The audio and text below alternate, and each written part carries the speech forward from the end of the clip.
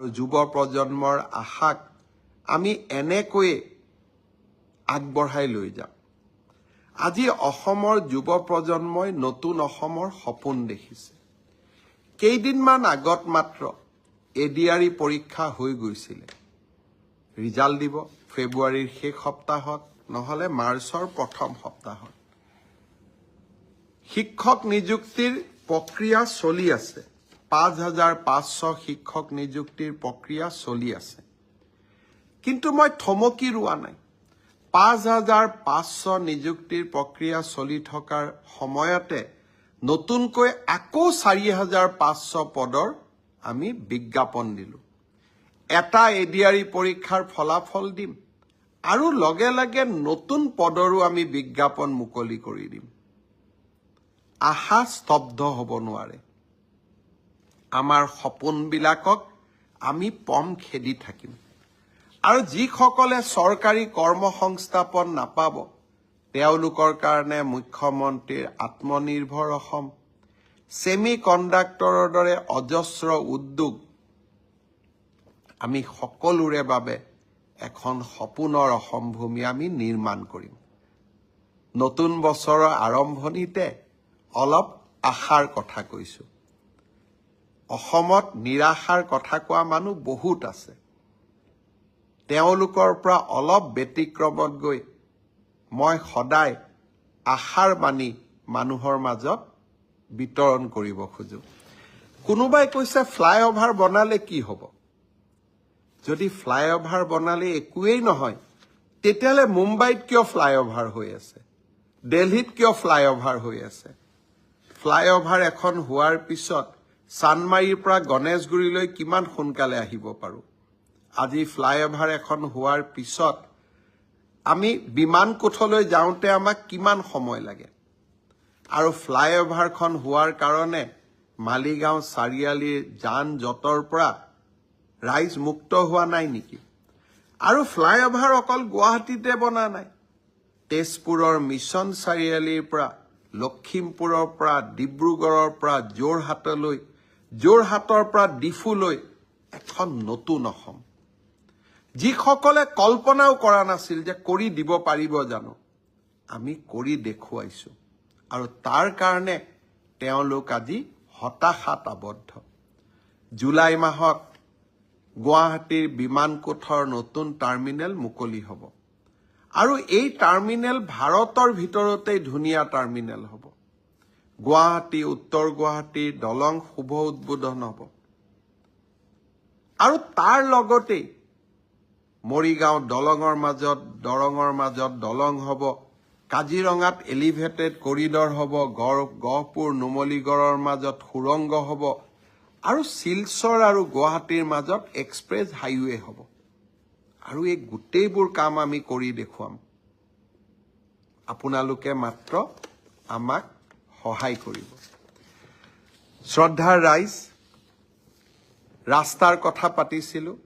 ৰাস্তাৰ কথা পাতি থাকোঁতে মোৰ মনত এটা নতুন আইডিয়া আহে।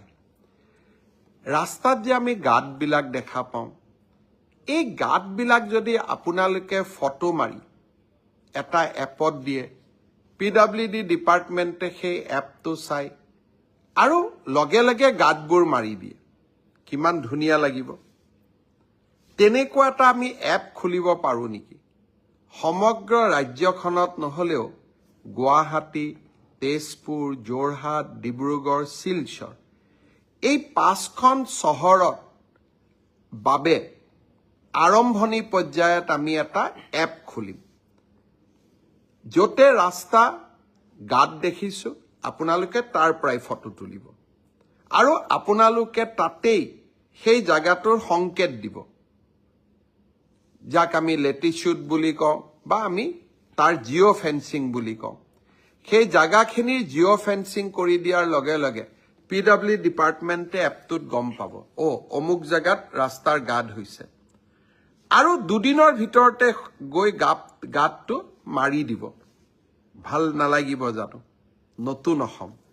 মই আজি ৰাতিপুৱা আমাৰ বিষয়াসকলক কৈছো, লাহে লাহে গোটেই অসমত কৰিম। কিন্তু 5খন চহৰৰ বাবে এটা এপ মুকলি কৰক, যাতে য'তেই ৰাস্তাত গাঁত দেখিব তাতেই ৰাইজেই ফটো তুলিব, ৰাইজেই লোক নিৰ্মাণ বিভাগক দিব আৰু লগে লগে গাঁতবোৰ গৈ আমি ধুনীয়াকৈ পথহলবিলাক নোহোৱা কৰি দিম। মই ভাবো যে অহা বছৰ এপ্ৰিল মে মাহৰ মই 2 মাহ তেওঁলোকক সময় দিছো, সুন্দৰ কৰি এপটো বনাই দিয়ক আৰু এদিন আমি সকলোৱে লগ হৈ এই এপটো লঞ্চ কৰিম।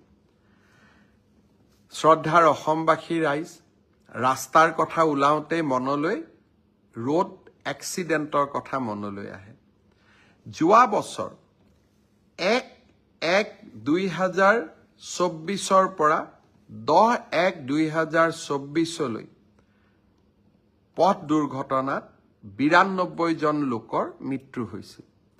এইবাৰ মই ৰাইজক আবেদন কৰিছিলোঁ, এজন যুৱকৰ মৃত্যুৱে, এজন পিতৃৰ মৃত্যুৱে গোটেই ঘৰখনলৈ দুখৰ ধুমুহা কঢ়িয়াই লৈ আনে।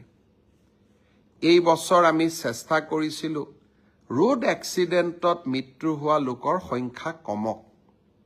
আৰু মই আজি আপোনালোকক জনাব খুজিছোঁ যে 1/1/2024 পৰা 10 তাৰিখলৈকে, অৰ্থাৎ 1 জানুৱাৰীৰ পৰা 10 তাৰিখলৈকে 24 চনত যোৱা বছৰ 92 জন লোকৰ মৃত্যু হৈছিল। আৰু যোৱা 10টা দিনত 2025ত মৃত্যুৰ সংখ্যা 76লৈ কমিছে।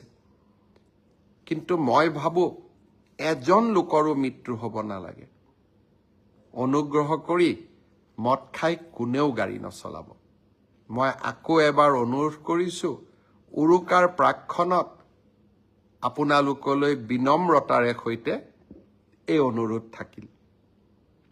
উমৰাংচুৰ ঘটনাই আমাক সকলোকে দুখিত কৰিছে।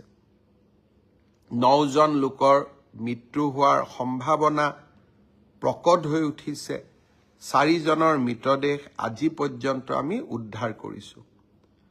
আমি নিহত পৰিয়ালখিনিক কি ধৰণে পাৰোঁ আমি নিশ্চিতভাৱে সহায় কৰিম আৰু যিসকল এই দুৰ্ঘটনাৰ লগত জড়িত বা যিসকলে এই অনৈতিকভাৱে এই কামত হাত দিছিল তেওঁলোকক আমি কঠোৰৰ পৰা কঠোৰতম শাস্তি দিম।